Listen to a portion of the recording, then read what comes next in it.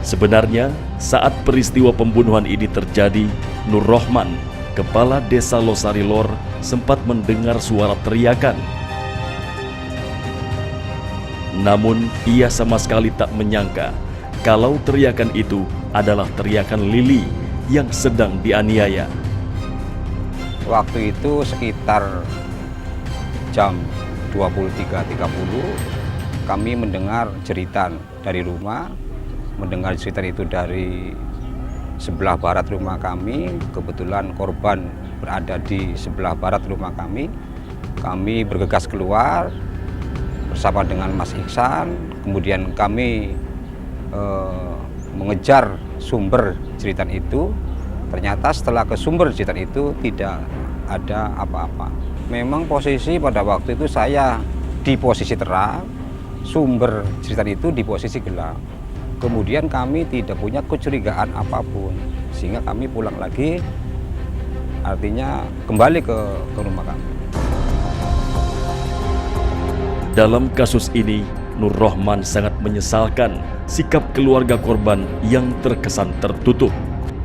Korban itu dengan suaminya, dia punya anak 2, kemudian kerja sehari-hari suaminya ini sebagai pengamen. Jarang sekali komunikasi dengan lingkungan. Mayat ditemukan sampai 4 bulan. Dari pihak keluarga, baik keluarga maupun suami, tidak ada yang laporan ke desa. Ini yang sangat saya sayangkan. Lili Andriani tewas dihabisi oleh orang yang dikenalnya. Lalu, apa yang melatar belakanginya?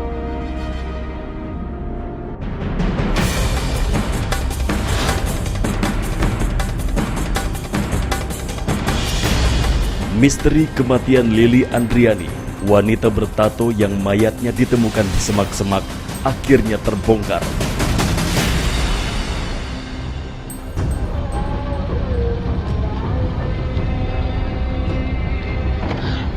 Sepekan setelah ditemukannya mayat Lili, Satreskrim Polres Brebes meringkus Sugiono, kakak ipar Lili.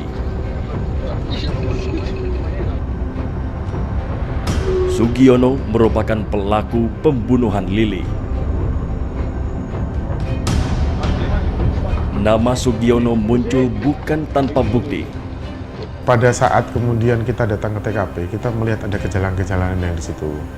Kejanggalan-kejanggalan, keterangan-keterangan daripada saksi-saksi yang ada.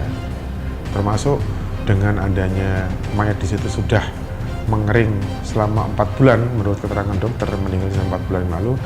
Kami mencurigai seseorang, tidak lain adalah kakaknya ipar sendiri. Pada saat kami minta keterangan, keterangannya selalu berubah-ubah. Dari berdasarkan keterangan tersebut, kita perdalam kembali. Kita cek daripada alibi-alibi itu tersangka. Sehingga pada saat kemudian tersangka sudah mulai terpojok dan kita ada alibi, berdasarkan cek alibi itu, tersangka akhirnya mengakui perbuatannya. Sugiono diringkus tak jauh dari rumahnya di Desa Pasuruan, Kecamatan Pabedilan, Kabupaten Cirebon, Jawa Barat. Setelah sempat melarikan diri ke Jakarta dan Kalimantan. Pada tanggal 22 November, tersangka berhasil kita amankan. Pada saat kami melakukan pendalaman pemeriksaan terhadap si kakaknya ini, memang dia mengakui telah melakukan perbuatan tersebut hanya gara-gara ingin menguasai barang milik korban, berupa 1 buah kalung yang pada saat itu tersangka meminta kalung itu karena untuk kebutuhan pribadinya dia, supaya kemudian dia mendapatkan sejumlah uang. Untuk mengetahui bagaimana proses pembunuhan itu terjadi, polisi pun meminta kepada Sugiono untuk memperagakan aksi keji yang dilakukannya. Rupanya, sebelum pembunuhan terjadi, Sugiono mendatangi tempat tinggal Lili. Keduanya kemudian keluar, sampai akhirnya terjadilah pembunuhan itu. Berdasarkan hasil autopsi, korban tewas akibat kekurangan oksigen saat Sugiono membekapnya. Penyebab kematian korban ada beberapa.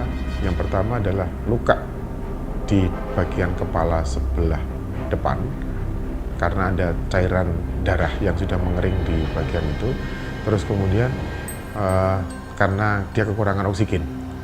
Karena tersangka memang berdasarkan pengakuan tersangka sempat dicekik.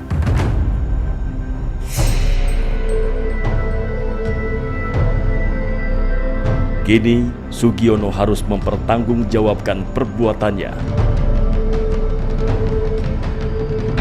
Kepada polisi, lelaki 29 tahun yang belum menikah ini menceritakan semua perbuatan kriminalnya.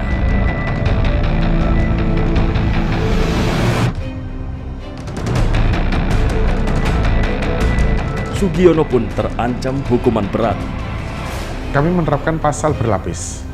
338 KUH Pidana, kemudian 365 ayat 1 KUH Pidana dengan ancaman hukuman minimal 15 tahun penjara.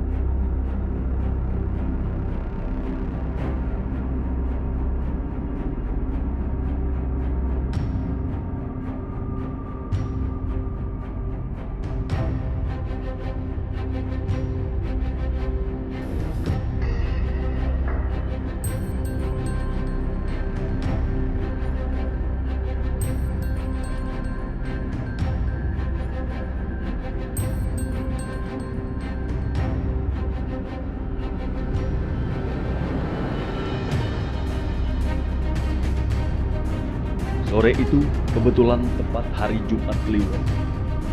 Menurut kebiasaan warga Brebes, Jawa Tengah, saatnya mereka berziarah kubur.